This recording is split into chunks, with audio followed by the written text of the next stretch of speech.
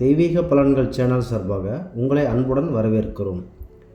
நம் காணொளியில் இன்றைக்கு காண விரும்புவது அனைத்து சிவன் கோயில்களிலும் எவ்வாறு வழிபட வேண்டும் என்பதை பற்றி தெளிவாக பார்க்கலாம்.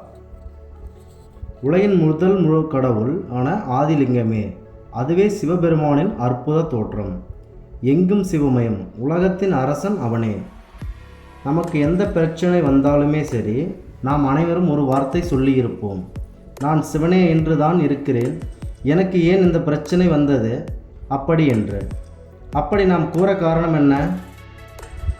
நாம் ஒரு செயல்களை செய்தாலும் அந்த செயல்களின் வரும் முடிவும் நம் கையில் இல்லை. அவை அனைத்தும் பார்த்து கொண்டிருப்பவர் நம் பரம்பொருளாக தினசரி மனதார வணங்கும் இறைவன் சிவபெருமான் ஆவார்.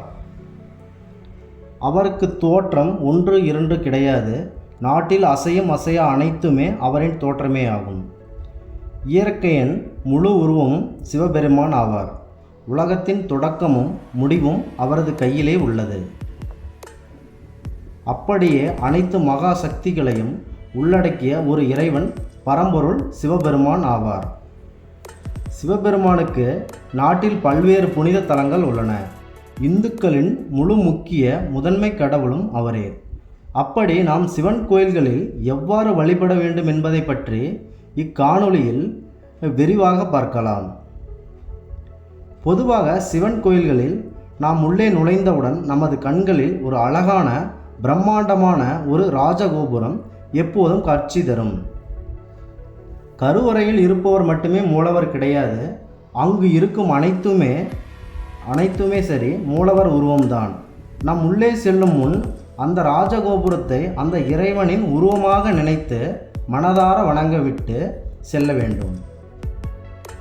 நம்மால் நடக்க முடியாத ஒரு சூழ்நிலை ஏற்பட்டாலும் நம்ம எங்கிருந்தாலும் சரி, அந்த சிவன் கோபுரத்தை, அதாவது ராஜகோபுரத்தை தூரத்தில் நின்று வணங்கினாலும் சிவனின் வணங்குவதற்கு சமமாகும். எனவே அந்த கோபுரமே கோடி தரிசனம் ஆகும். நாம் முதலில் கோயிலில் உள்ளே நுழைந்தவுடன் நம் கண்களில் முதலில் தெரிவது அங்கு இருக்கும் பலிபீடம் ஆகும். நாம் அங்கே அருகில் சென்று கீழே விழுந்து உடலில் உள்ள காமம், கோபம், பேராசை, பற்று, அகங்காரம் போன்ற அனைத்தையும் இந்த இடத்தில் பலி கொடுத்துவிட்டு இறைவனை வணங்கி செல்ல வேண்டும். ஏனெனில் இவை அனைத்துமே மனித உடலில் இருக்கக்கூடிய குணாதிசயங்கள். நாம் உள்ளே செல்ல இடமானது இயற்கையின் உருவமாக இருக்கின்ற ஆதிசிவன் ஆகும். நாம் அங்கே உள்ளே போகும்போது நல்ல மனதுடன், தூய்மையான மனதுடன் இருக்க வேண்டும். இதற்கு அடுத்தபடியாக இருப்பது தூப ஜஸ்டம்பம் அல்லது கொடிக்கம்பம் ஆகும்.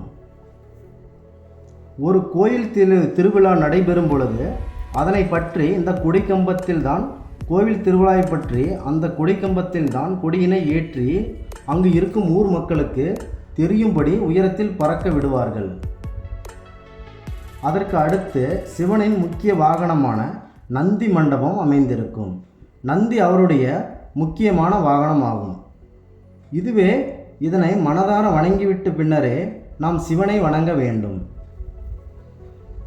எல்லா சன்னதியிலும் முதலில் அருள் பாலிக்கும் இறைவன், அதாவது முதல் கடவுளான விநாயகரை வணங்கிவிட்டு நாம் தோப்பு கரணங்களை போட்ட பின்பு உள்ளே நாம் சிவபெருமானை வணங்கிவிட வேண்டும்.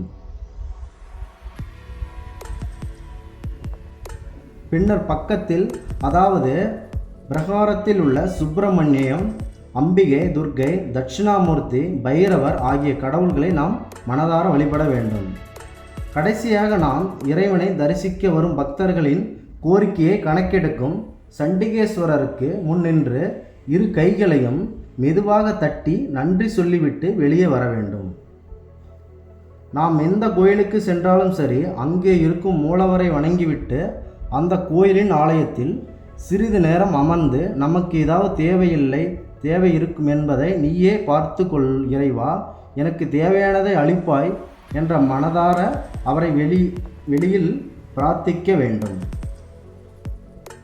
என்ன கொடுக்கின்றாயோ அதை நான் ஏற்றுக்கொள்வேன் என்று ஒரு மனப்பக்குவத்துடன் அவர்களின் கோரிக்கையை வேண்ட வேண்டும்.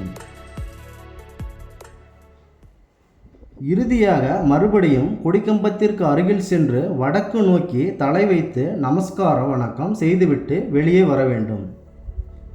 இவ்வாறு சிவன் கோயில்களில் உள்ளே நுழைந்தவுடன் கடைபிடிக்க வேண்டிய வழிமுறைகளை உங்களுக்காக இந்த காணொளியில் நாங்கள் விரைவாக எடுத்துரைக்கிறோம். உங்களின் கோரிக்கைகள் அனைத்தும் சிவபெருமான் அவர்களின் நிச்சயம் நிறைவேற்றுவார். மீண்டும் ஒரு நல்லதொரு காணொளியில் உங்களை சந்திக்கிறோம். நன்றி, வணக்கம்.